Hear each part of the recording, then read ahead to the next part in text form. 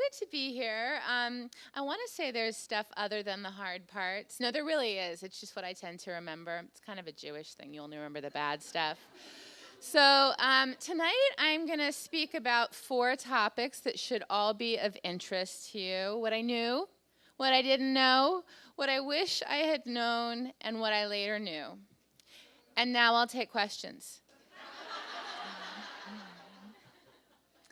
So this is a little slideshow of our products just for you guys to enjoy and delight in. And I'm just going to talk a little bit about the company history while you enjoy the training video in the back. So as Frederic mentioned, I started in 2002, and what really was the genesis of Knock Knock was a company united by a sensibility rather than a product type, because I did not think I was going to be a business person or an entrepreneur. I was an artiste from Berkeley, and those kinds of people do not deal with balance sheets. And I was making things on my own. I'll talk a little bit more about that later. And it was at a time in the marketplace where big boxes were really on the rise. Target had just started to do its fashion thing. And there was a moment where products were trying to appeal to everybody, sort of a lowest common denominator kind of scenario. And I wasn't seeing a lot of products out there that had voice and intelligence and wit and a point of view. And I felt like I had something to say. And I suspected that there were enough people out there to support a tiny little company that used big words and was kind of subversive. During my 20s, the background part, I went into publishing after college, and the first job landed in coffee table books, which are these wonderful mini productions unto their own. You know, they have, often an institution like a museum. They have an image source. They have a designer. They have a writer rather than an author, and they're very editor-driven because you're kind of a producer. And so I had this amazing experience of learning how to produce. So it was in the mid-'90s, just as desktop publishing was coming in, and I got to see the old paste-up boards go out, and I couldn't believe you could lay out a book in a computer, right? All of these things that we take for granted now.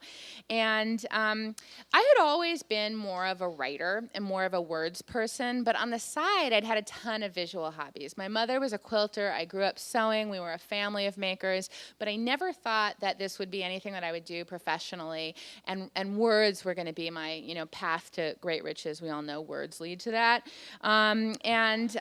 So for my job in publishing, I needed to learn Quark, the software that we were using, and I ended up having a series of kind of accidental design internships at the desk side of these designers that I was working with on these late-breaking projects at 2 in the morning, and they loved to do books because their bread and butter was annual reports, and I just asked them, why is that not symmetrical? Why are you moving that to the left? Why did you order a 5th ink, but you're using it so sparingly?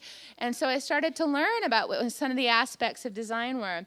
And so one night I stole a copy of Quark on 40 floppy diskettes, and I fed them one by one into my Mac Classic, which was like designing through a periscope. And I discovered that I loved to write and design at the same time, that somehow there's something clicking of bringing that all together. And so I had a lot of creative friends, and I started creating postcards for their plays and their movies and their theater, blah, blah, blah, blah, blah, blah. And then a lot of my own party invitations. There's only so many ways that you can say keg. And And in about, 1996, I created the January card. This is 2003 because this is when we brought it into Knock Knock, and it became our best-selling holiday card. And it really sort of announced this theme of justifying my own inadequacies, of which I have many, and the idea that, if I didn't manage to get my holiday cards out in November or December, I'm damn well going to say that I meant to do it in January. And a number of people said, you should sell that. My thought was, oh my God, only Republicans do that. I'm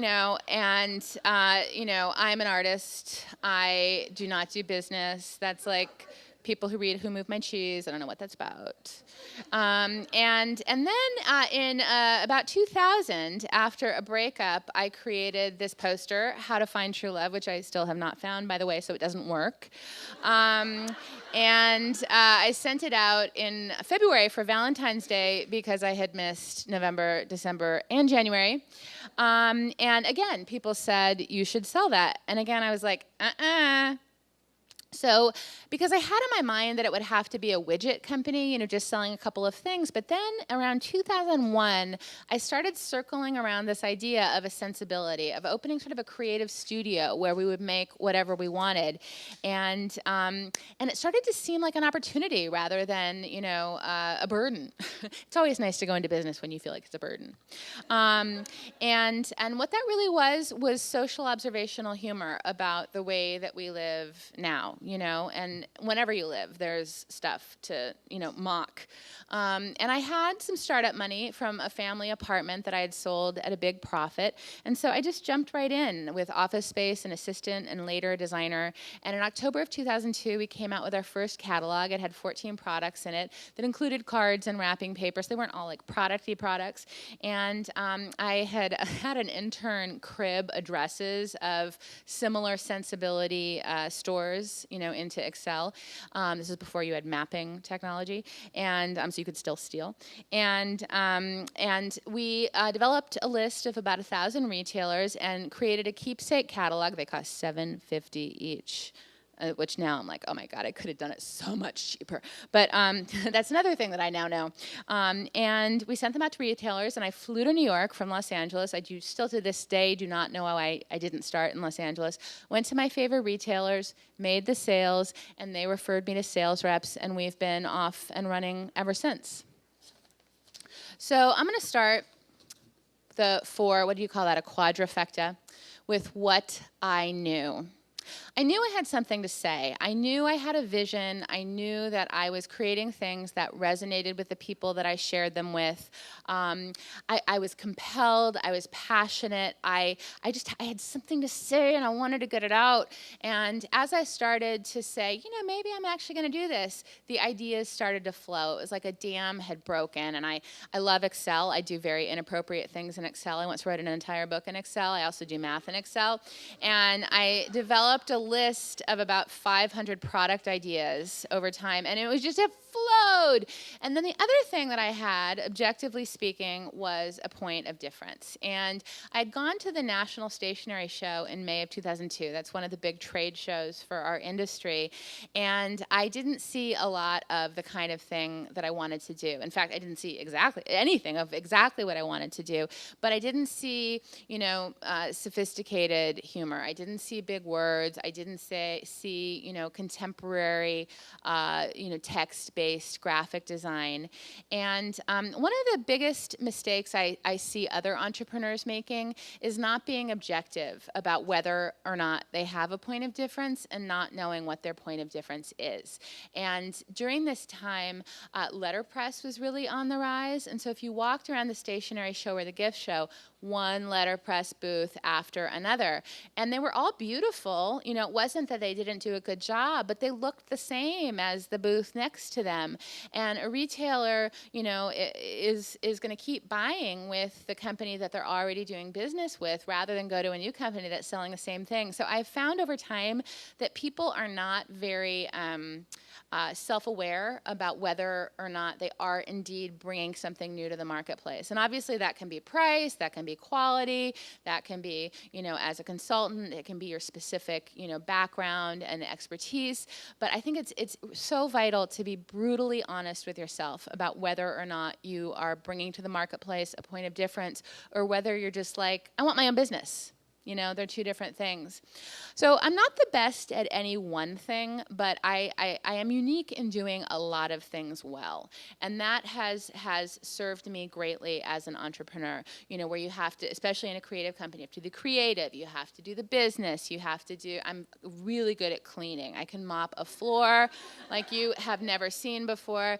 And some of that is just, you know, who I am, my brain, however I was born, and my background. I grew up playing classical piano. I think that's great brain training. I was good at languages. I was good at math. And some of what so much clicked for me as an entrepreneur, because then I realized, oh my God, I love business. Who knew? Don't tell anybody in Berkeley. Is that I loved having both things, that the business was a tonic for the creative and the creative was a tonic for the business, but I wasn't really hamstrung in one direction or another. And I also knew how to make stuff. I knew, and I was good at figuring things out. I was good at researching, and I was a good producer, because I already mentioned how the coffee table books are these mini productions. I've always been very focused on educating myself and improving myself. So if I don't know something, like back in the day, I would go to the library. Now I go to the internet. Sometimes I would go to Barnes & Noble. But I knew that if I wanted to learn how to be an entrepreneur, that I could read books, and I could talk to people, and I could network. For me, self-awareness has always been a really big value, both personally and professionally. And it's not to say that I'm always able to act well on the knowledge that I have a terrible temper, which I don't anymore because I fixed it. But and don't you dare contradict me. But knowing my strengths and weaknesses as an entrepreneur, as a business owner, and hiring to compensate for those strengths and weaknesses, because you can work on your weaknesses and you can make them better, but they're not probably ever going to become strengths, But self-awareness, I think, can always be a strength. And figuring out what I'm good at and what I'm not good at and what I love to do and what I am only doing when forced by necessity. I read in one of these entrepreneur books when I was educating myself that there were two kinds of mistakes: boring mistakes and interesting mistakes. And the definition of interesting mistake was A, one that you have not made before, B, one from which you learn, C, I don't even remember, but they were interesting. And but the idea being that you don't want to make the same mistakes over, and you don't want to make stupid mistakes, really is what it is. And I had a sense, I don't know where it came from, maybe it was because of the oodles of failure I had experienced previously in my lifetime, but that failure and mistakes were inevitable. So it didn't really rock me so hard when they happened, and it was just like, how do we fix it for next time, and how do we make a more interesting mistake next time? So this next section could have been much longer. But I decided to make the 4 sections symmetrical. So here we go. So I had this misconception that managing people was about smiling and saying please and thank you and having a cute personality. Turns out there's more to it than that. And managing people on a project, which I had done before, was very different from managing people day to day. Managing people on a project, they were all, full professionals. We weren't working together around the clock. They had their own thing going. They were grown-ups. And managing people day to day is their livelihood. It's their life. It's, they're very invested in their jobs. It's part of their self-identity. And so if you're a poor manager, you make them feel terrible, and that then makes me feel terrible. I'm that really bad combination of being very dominant while also having a thin skin, which means that I can dish it out, but I can't take it. And then, I was managing people in the worst conditions. I was so stressed. I had cortisol pumping through my veins. I was 90 hours a week, and you think of yourself managing, and you think when you're in your fantasy, you're like, I come in my beautiful suit, and with my good blow dry, and I say, how can I help you today? And no. You're like, and they come at you at the worst moment. And then I started to have some victories, of taking a deep breath before I responded, of asking somebody to step outside rather than screaming at them in front of other people, which if you take nothing else away, apparently that's a no-no. Taking a deep breath and looking at what was on my computer and grokking it before I turned around to the person who had come to me to ask a question, because I realized I had been barking at people when they interrupted me and asked questions. But what do you want as a business owner when somebody doesn't know what to do? You want them to ask the question. And if you're, if you bark at them every time, they might stop asking. So, and I also learned that management and leadership are 2 different things. And I am a much better leader than I am a manager. Leadership is much more about vision. It's much more about come follow me, it's much more about, strategy and I think I already said mission and vision.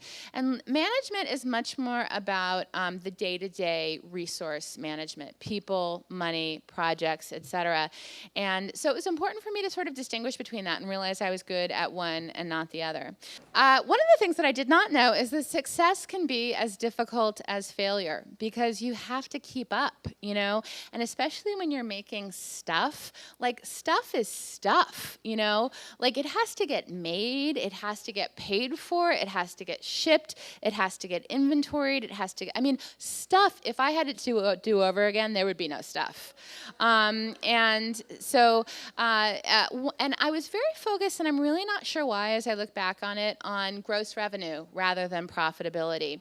And it was partly because I was fortunate enough to have the unusual situation of having easy access to capital. I have that unicorn of a creature, the rich uncle. And he was he actually is my uncle, that's not a euphemism. And he loved Knock Knock, he loved what I was doing, he saw the success, we were having success, and he extended to me long-term low-interest loans, which, I was like, sure, I'll pay you back later. So what that meant was, as we grew, I could pay for more and more inventory, but what that also meant was I didn't learn controls and discipline and judgment. And I was hearing from our sales reps and our retailers and our buyers, you just want more and more in product. We want more SKUs, more variety. And so we just kept coming out with new stuff. And I remember going for a meeting, because my uncle and his company sort of served as an informal board, and being like, and now we have 462 products. And his COO looked at me and he said, I don't see success when I see 466 products. I see obsolete inventory. And I was like looking up obsolete inventory. But it turns out that obsolete inventory is a liability, not an asset.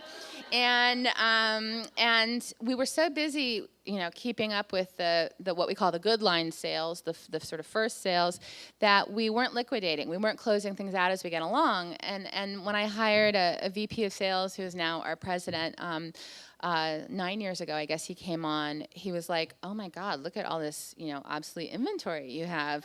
And one of his first jobs was like to sell it to all the secondary markets, ranging from like TJ Maxx to Till Tuesday. I think it's Till, yeah. And then we had all these greeting cards that have no secondary market whatsoever. So I really had to learn that actually profitability matters. You guys may already know that. So I didn't know that no one could rescue me. And this is also kind of a life thing, right? But, a certain amount, I always felt like I was reinventing the wheel. And I think we all feel like that as early entrepreneurs, because people have done what you are doing. People have made stuff and sold it and shipped it, right? And this was earlier internet days, so there was a lot less connectivity. It was pre-social media. I have friends who have more recently started businesses, and of course I'm like, I walked uphill both ways in the snow. You have no idea how bad I had it, because bitterness becomes me. So, I just had to learn it, and to some extent we all do.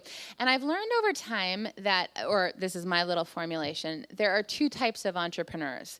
There are the entrepreneurs who worked in the field with their businesses in before they started. They save up. Whew. They don't quit their day job. They start working on the weekends and at night, and then and they have business plans that have numbers in them.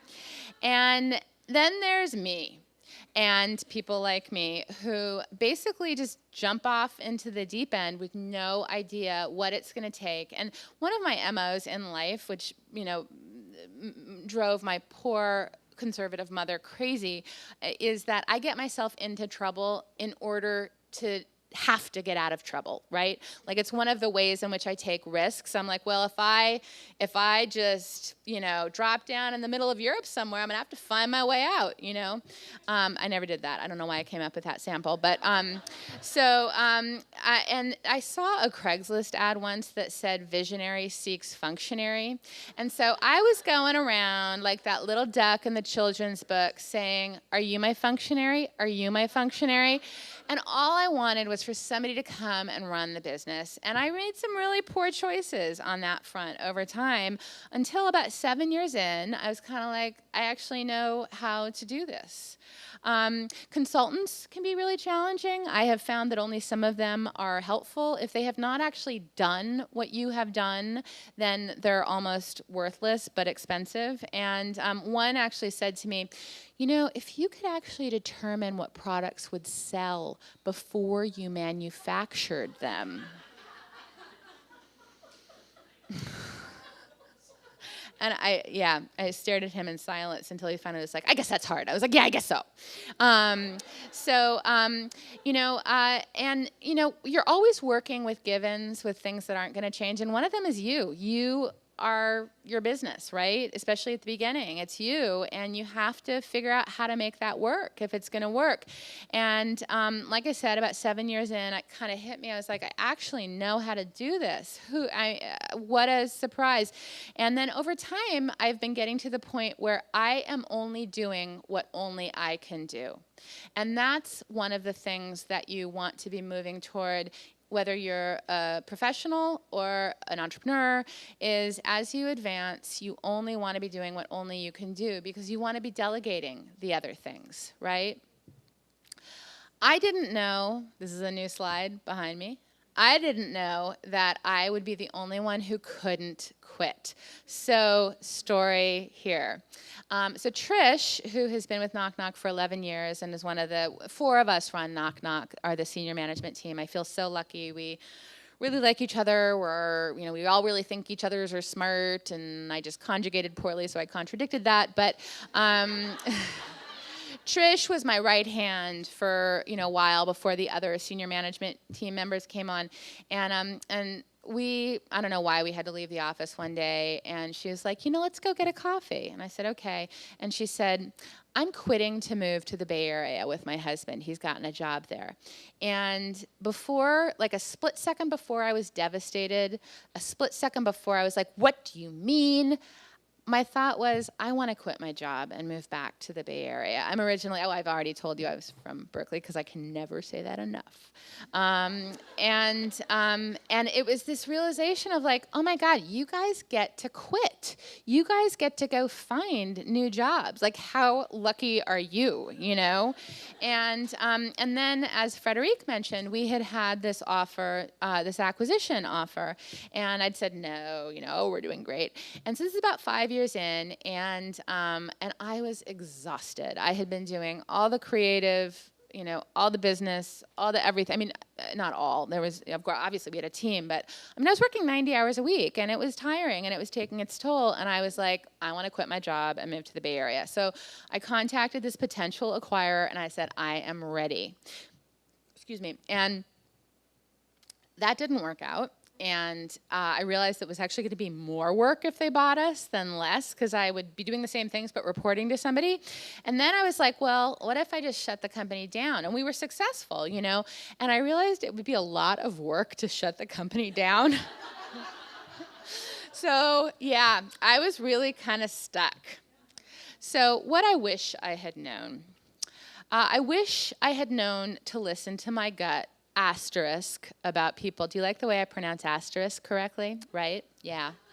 I practice. And so in the early days, I hired a lot of people with whom I had a little twinge of before I said, would you like to come work for Knock Knock at a very high salary? And that is something that I no longer do. I really listen to my gut. And I was operating from a position of fear in the early days, not of strength. And when you make decisions based on fear that you're not going to be able to get the work done, that you don't have the expertise, that you have to make a hire in a hurry, it almost never works out. It has to be coming from a position of strength. I also learned to let people go. And I don't mean firing people. I've actually always been, I don't know if this is something to brag about, really good at firing people. I thought it would be hard. It turns out No, it is hard when you actually have to tell them, but it's generally you only do it after it's been a problem for a while. But I'm talking about like when people have resigned, just being like, it's gonna be okay. The first resignation that I had was the first designer that I hired, and I melted into a puddle of self-loathing. I was never going to be able to do this on my own, and if only, and this and that. And actually, you just keep going. It's the one foot in front of the other, and the only person early on who is absolutely critical to your business is you. So it's a big lesson in just letting things flow, not pushing them. You don't want to force somebody, obviously, to stay, but just really listening to your gut as you go along. So I wish I'd known how important it was to avail myself of time-honored business practices. Now, one of the things as a new business person, you come in and you're like, I'm going to change the way things work. You're like, I'm going to be the kind of boss who's friends with everybody. I'm going to have snacks, and I don't need contracts. I don't need invoices, And like 1 out of 10 of those things, it turns out, yeah, you can innovate. 9 out of 10, there's a reason why people use them. So the big story on this front was we manufactured our first list of products domestically nearby, and we manufactured it. We assembled it, in our offices, and it became clear very quickly that we needed to manufacture overseas to get our margins. And lo and behold, right when that decision happened, guess who moves into the office next door? A China manufacturing broker, right? Serendipity. And I used to tell this story about, oh my God, we were so lucky when we met him. So he quoted me a 5% commission on manufacturing, and he would broker the manufacturing. Because I hadn't done any manufacturing overseas, he started off doing all of our manufacturing. And because I had so much on my plate, he continued to do all of our manufacturing. And he was doing competitive bidding, but then he was showing me the prices. So let me tell you about a few mistakes in there. One was we didn't have anything in writing. We didn't have a contract, right? Yeah, I see somebody's going, and exactly. You can see my cheekbones when I do that, though. And one of the things I've learned about contracts and negotiation is a courtship. There's the idea that like if when you're dating or engaged, the relationship is bad, what makes you think the marriage is going to be better? And I now use the negotiation period as a get to know you period. You're going to have stressful moments, you're going to have disagreements. How do you both handle those? Is it a good, as we say, is that a good fit? And so I learned the importance of it. So let me cut to the chase. It turned out over time, I learned through the Freedom of Information Act, long story, he was actually charging closer to 35%. So he basically stole $1.5 million from us over 4 years. Yeah, right? I know. But we survived. And I learned with a commission payment structure, you're supposed to see invoices, right? Because it's on top of the invoices. You're supposed to see the original invoices. I got very close to this person. He became a real mentor to me. We traveled to China a lot together.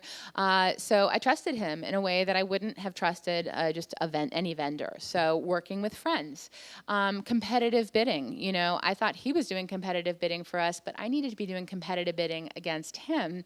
And don't have all your eggs in one basket. So when we figured this out, it was actually that consultant who was like, if you knew what products would sell beforehand.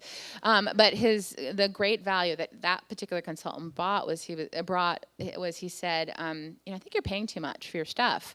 And he started to get to the bottom of it. And then he knew about the Freedom of Information Act thing, which probably in Washington you guys all know. I was like, FOIA, what's FOIA? And then we had all of our eggs in his basket. It took us 2 years to get away from him because as I started to say, we need this, he threatened to completely cut off all of our manufacturing. We were going into fourth quarter. And that's another like adulthood thing is like, it takes a really long time to make changes. The older you get in life, like apparently divorces take a long time. Who knew? It's just best no matter who you're operating with, to use the business tools that are available to you to make sure that the relationship is sound. And I wish we had it in our personal lives. We actually created a product that didn't sell at all called the Procedural Dating Kit, which had, a relationship resume and like a sexual release that you signed. It was actually carbon copy, but so both of you have copies. So I have tried to bring it to personal lives the world over. I wish I had known the importance of managing money. So I've already talked to you about my revenue versus profits thing. I was scared of money, both personally and professionally. I was not able to face it head on. And I was just happy if it was kind of going on over there and if they said I still had enough money for the rest of the month. And with a business, well, money is your most important thing, really. I mean, it's what allows you to keep on going. And I was in avoidance mode, and I had a fortunate situation that allowed me to be in avoidance mode. But when you're running a company and you have different departments, you have to learn how to lead and manage all of those departments. You don't have to know how to do what they do, but you have to know enough so that when you're scanning their work product, when you're scanning the financial statements, things leap out to you if they're not quite right. And so I still don't do it, but I know the importance of it, and I really can, but I do review everything, and I know how to review things, and I know the right questions to ask, and I know when things seem off. Our president, Jim, who had started off as our VP of sales, I'm not very good at budgets, but what I am good at is self-awareness, so I hired other people to manage the budgets. But whenever I have something that has a budget, like our office party, so this will probably put me over time, but I have to tell this anecdote. So our office party 2 years ago, we had a special thing in our parking lot with a band, and we invited not just, knock-knock folks and their significant others, but outside folks too. Jim gave me a $10,000 budget. I hired this guy from TaskRabbit to help me just go to Costco and all of this stuff. And, as it got closer to the end, I was like, uh-oh, we're 500 over. Uh-oh, we're 750 over, right? So then the party comes, and, both TaskRabbit dude and Jim like to get their drink on. They sneak smokes in the back. So TaskRabbit dude runs up to me and he goes, "Guess what?" And I said, "What?" He said, "I was around the corner smoking with Jim, and he told me that the actual budget was $12,000, but he told you it was 10 because he knew you'd go over." Right? I have the best team ever. I wish I'd known that figuring it out would indeed take 5 to 7 years. When I started, I've always been I don't know if you can tell, I'm kind of fast, and this isn't even caffeine. I had 2 glasses of wine beforehand. This is me on depressants. But I thought, people said, it's going to take 5 to 7 years. And I was like, no, this is going to take me a year.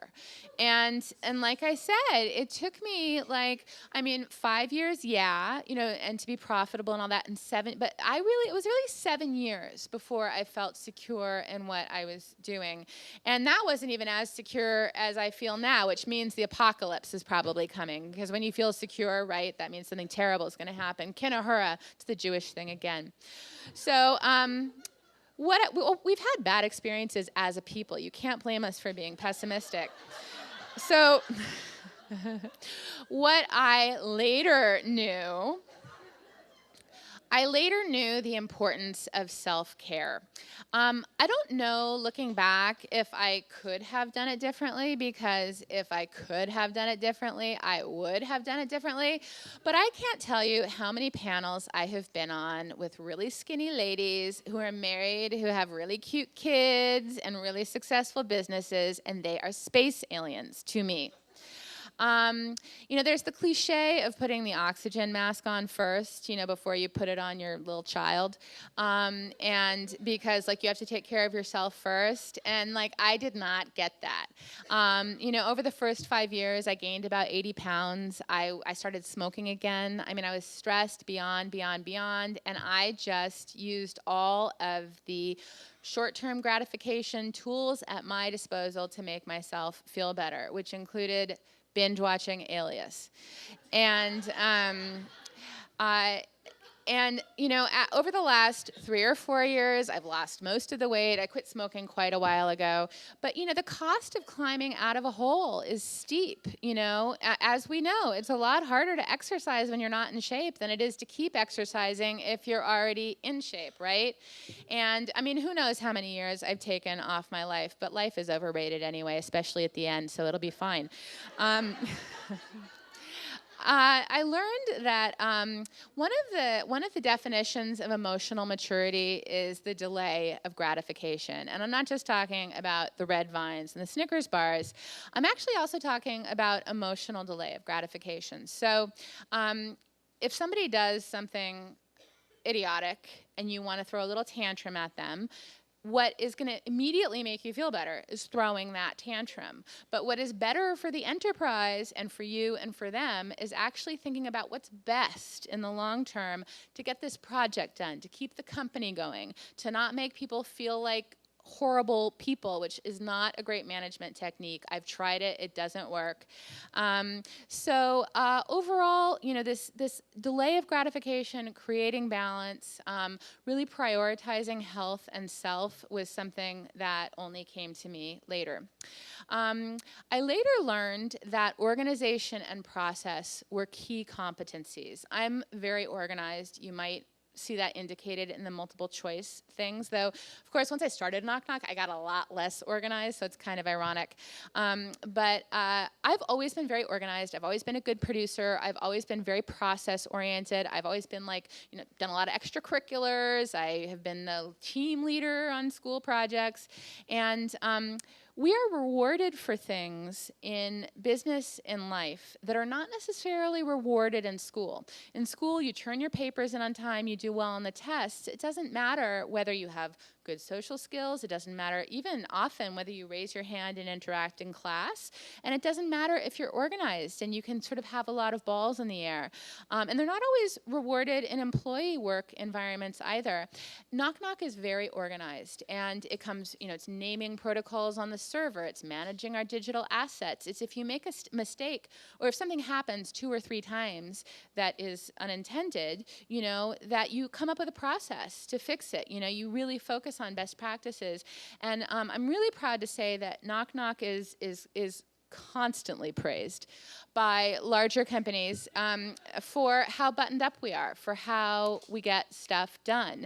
And they say, oh, companies much bigger than you do not deliver like Knock Knock does. And I'm like, naming protocol, server.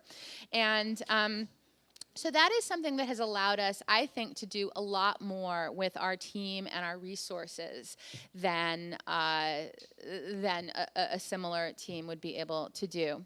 And I later knew that my role would change a zillion times. I did not know how many times my job description would change. And that applies also actually to the long-timers. Their job descriptions have changed a bunch of times too.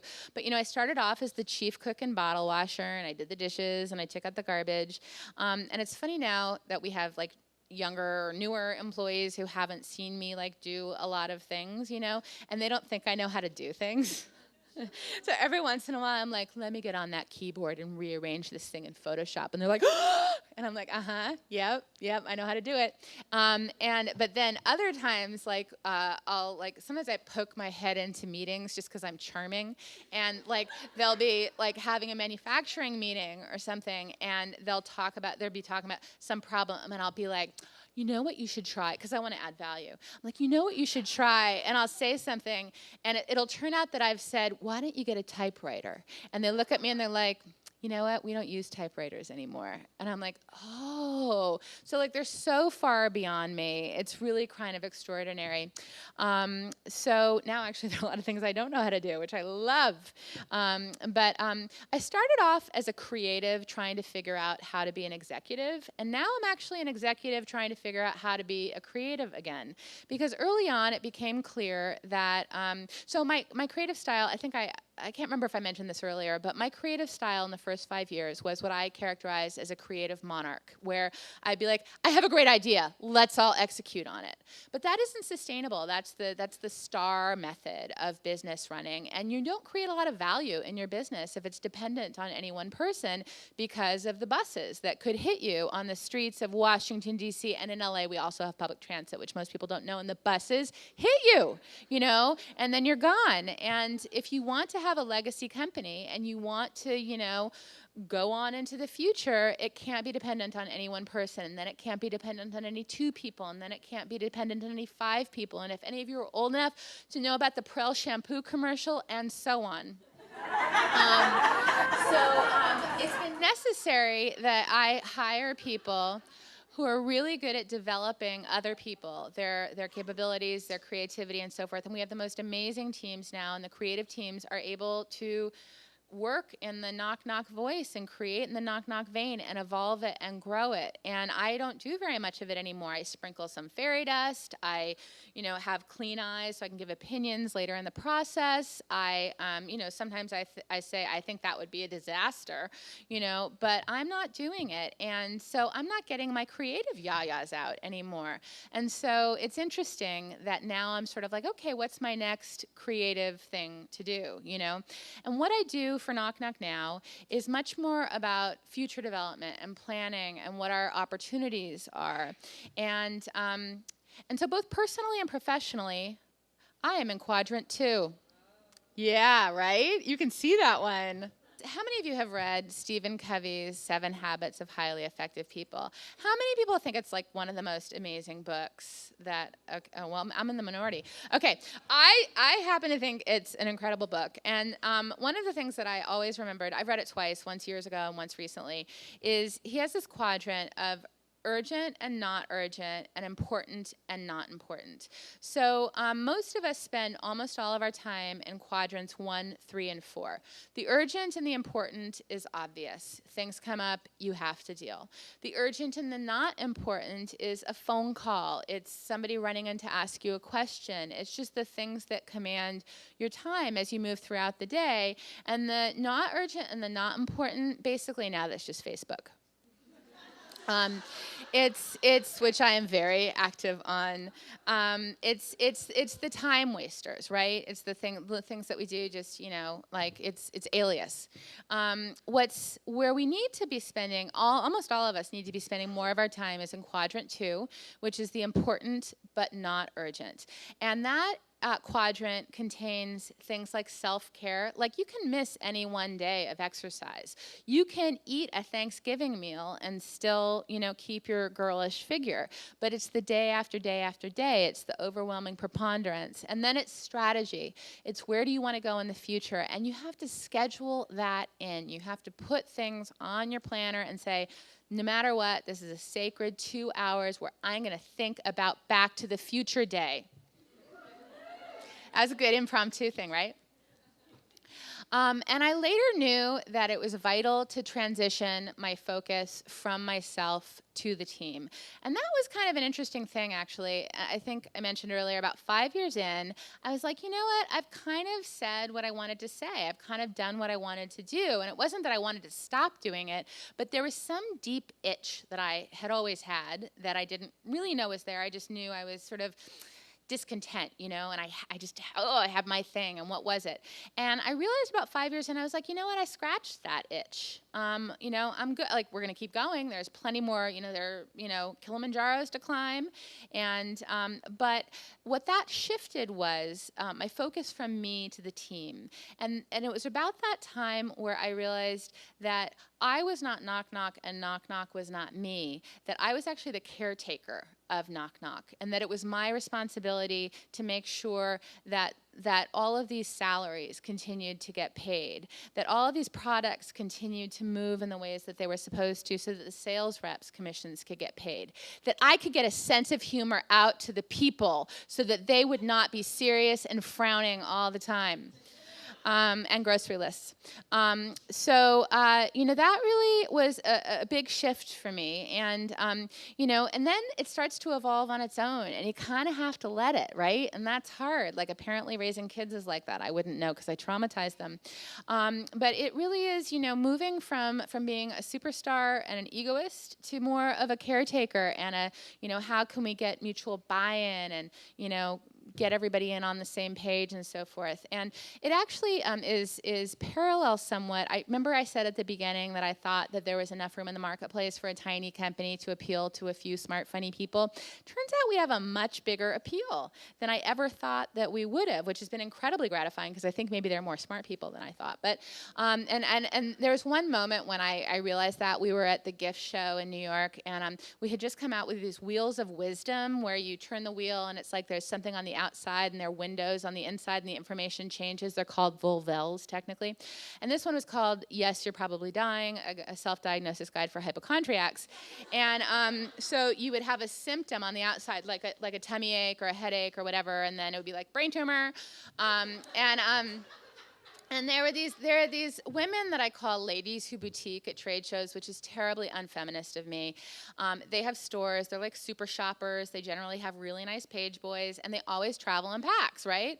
And sometimes they have gift basket businesses. I hope that I'm not insulting anybody. But in any case, they were, and they're of a certain age, probably in their 60s, and they were walking by, and they stopped, and they usually didn't stop with us because there were no bunnies, and I heard, oh my God, they just started laughing uncontrollably. My cousin's sister's husband dog is such a hypochondriac. He would love this, And I was like, wow, okay, there's more of an appeal here, right? So, just broadening, transitioning the focus from what I was saying and what I was doing to what this larger activity was. So I'm gonna step aside for a second here so you can see the master plan. Okay, it's not really that important. Nobody needs a master plan. And now I'm just going to show you, these are a few of the products that we're coming out with for spring 2016.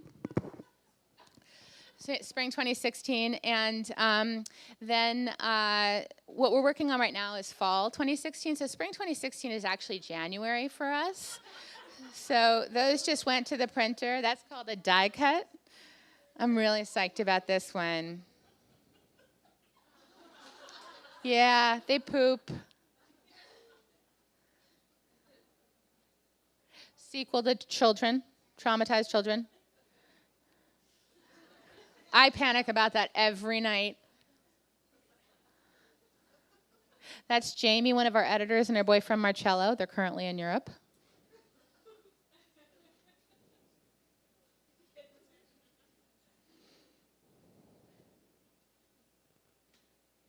And then I just noticed this today when I was practicing for this. You can tell how rehearsed this all is.